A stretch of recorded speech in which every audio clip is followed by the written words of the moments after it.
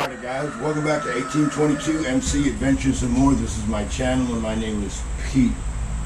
For those of you that are long-time loyal subscribers and official members of the 1822 MC Posse, what do you say we play catch up? And those of you that are new here, follow along and you'll catch up. As you can see guys, I'm wearing my engineer's cap today because I have been doing some very serious engineering on the bike. Yeah, that's right. My attention deficit syndrome kicked in, and I don't know when it's going to stop. I hope it stops pretty soon though. But let me show you what I've been doing. Alright guys, so as everybody knows, it has just been way too hot to go out in the woods. At least down here in the Black Swamp where I live at. So I came up with the bright idea of doing a couple of mountain runs. So I went to give my bike a safety inspection, thinking that I would simply do the standard 3-hole oil change and just give it a safety inspection.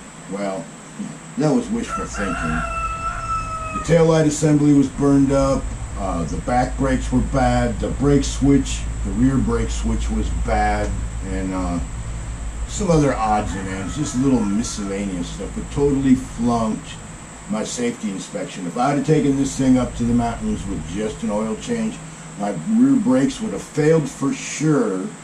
Probably would have gotten a ticket for not having a rear brake light, even though the front one works. If you don't use them both at the same time, it's not going to light up. Very serious safety issue. And when those brake pads would go metal to metal, I'm talking at least $1,000 worth of damage to replace everything. You know, let's not go there. That's why we do safety inspections. So what have I been doing in the wee hours of the night and early morning hours when it's not too hot? Well, let's start on the other side of the bike. Alrighty guys, well the first thing I did was I tidied up the battery compartment. There was some wires that were just in there kind of willy-nilly and whatnot, so I kind of just straightened everything out. And while I was doing that, this here is a piece of rubber stencil, like what you would use if you was making a sign, a sandblasted sign. And I just got that on there just to keep the battery from grounding out. If some weird mishap happened and the bottom of the seat touched the top of the battery, it would be pretty traumatic. So yeah, so I tightened that all up.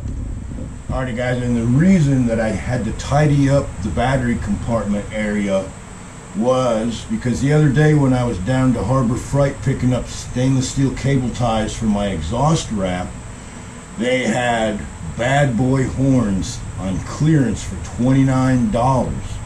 And I have one on Kemosabe, which is my Honda Aero, and that's been on there for probably 6-7 years, and I paid like $30 some dollars, somewhere around $35 for it on Amazon several years ago. So when I seen these bad boy horns on clearance for $29.99, I had to get one. So what I am replacing with my new bad boy horn is a very, very anemic standard Harley horn. And what they do is they mount up here on this like that, and you have this little thing here. It's called a cowbell. Actually, let me light it up for you. It's called a cowbell. And as they get old and dirty, they get weak. And mine was sounding about like a 3-year-old's beep-beep horn on a tricycle. So naturally, I jumped at the chance to get a bad boy. And most people will take apart the cowbell and they will mount the bad boy horn to this hole right here, and then right here they'll usually mount the relay, which this will all make sense to you in a minute. And then they put it up here, and it's a nice clean mount. You got a horn sitting there, it's super duper loud, and you don't have to do a whole lot of finagling. But of course that's just not good enough for me, right? So this is my bad boy horn right here. What I did was I took a 3-piece clamp, mounted it to my crash bar, and the bracket back here is actually part of a custom fishtail exhaust from a chopper back in the day, but the thing broke. Not the chopper, the exhaust strap. So I'm using that. So let's rearrange the camera. Let me show you what I did.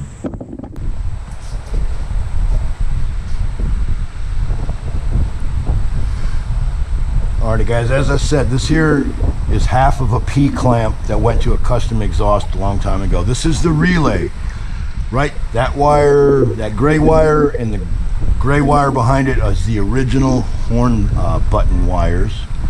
And this right here is a hot wire coming from the battery with a 20 amp fuse.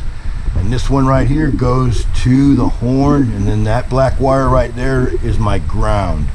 Like I said, this is not the most sanitary hookup, but I'm not 100% sure I want to keep the horn there. I like the idea of it being out front on the crash bar, but it is kind of bodacious looking. At best, it looks like a vintage police siren, and at worst, it looks like a big bodacious freaking air horn sitting up on my crash bar with a hillbilly mount. But guess what? It's my motorcycle, so I don't care what you think about it. What I care about is if I have to blast somebody with my horn, they will absolutely hear it, because anytime I've tooted somebody on Kemosabe, they automatically look up in their rearview mirror thinking there's an 18-wheeler about to run them over, and it just happens to be usually me alongside them, and they're not paying attention because they're on their damn phone. Anyways, let's move on. Alright guys, I know you want to hear the horn. If you got earbuds in right now, I advise you to take them off or turn your device down. Don't tell me you weren't warned.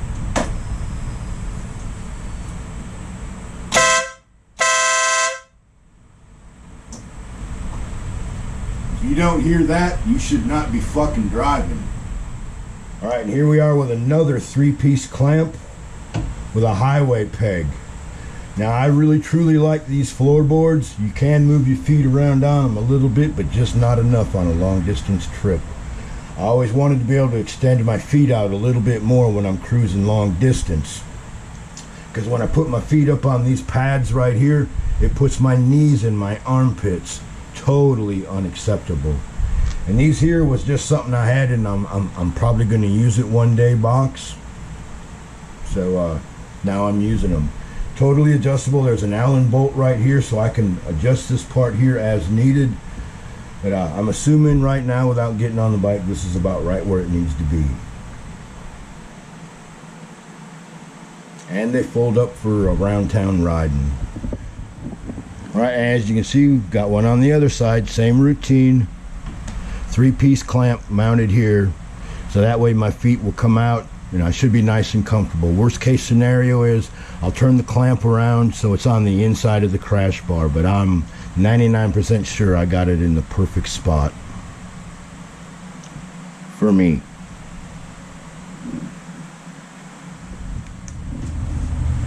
Alrighty guys, so let's talk about the exhaust. Now this was totally unnecessary, but I did it anyways. Like I said, my ADS kicked in. So what I probably should have done if I was a normal person, I simply would have taken my pipes off, because I needed to take them off to work on the brake switch. Excuse me.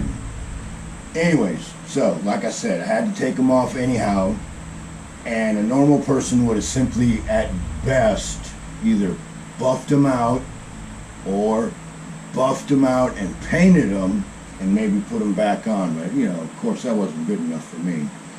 And I'm so glad I took them off, because this pipe here had an exhaust leak up at the port. It was a very small one, but it still was a leak.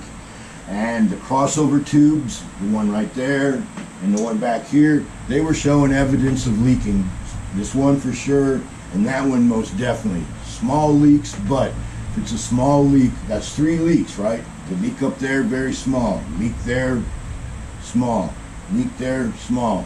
So 3 small leaks adds up to a big leak, and that's a lot of power loss in my opinion. So what I did was take these off for right now. was, like I said in earlier videos, I buffed out the pipes, then I painted them with black ceramic paint, then I have wrapped them with 1-inch exhaust wrap, and I'm using stainless steel ties to tie them down.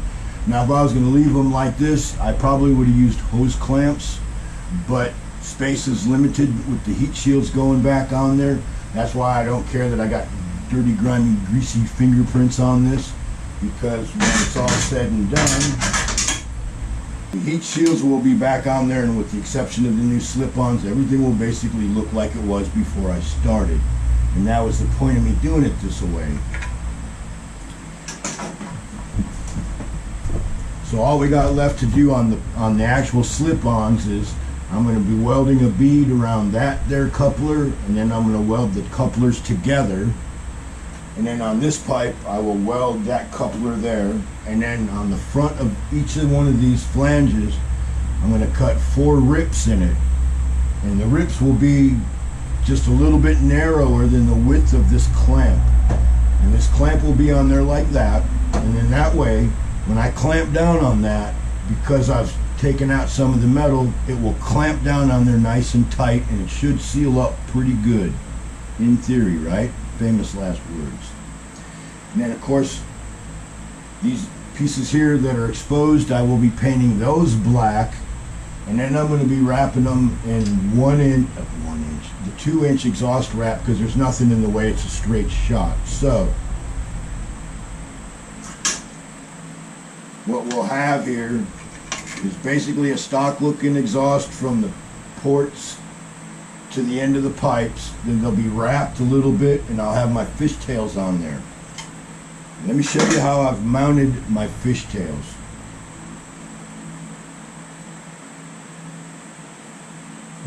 And the reason I'm doing it the way I'm about to show you is in the event that I don't like this for whatever reason, which I highly doubt, I can put the other mufflers right back on with no headaches. Just slide them off, slide the new ones on, bolt them back up. So let me show you what I did here, guys. Alright guys, so right here, this is the crossover tube, and it's got 2 tabs coming off it. That is where the original aftermarket mufflers bolted on, and the stock mufflers that came with the motorcycle. What I have done is I've taken a piece of strap that is 1 inch wide by 1/8 inch thick, and I cut it 12 inches long, and I drilled a couple holes so I could mount it to the original tabs, and then I've got 2 more holes down here to mount to the pipe. I could get away with just 1, but because of the power pulses this thing sends, I want 2 bolts on there. Might be kind of hard to see up in here. Same routine.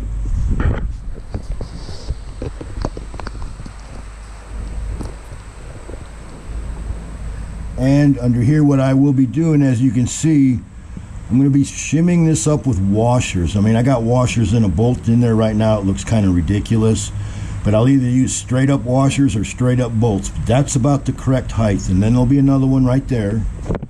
Then underneath here, it'll be the same routine. There will be a shimmed bolt there, a shimmed bolt there.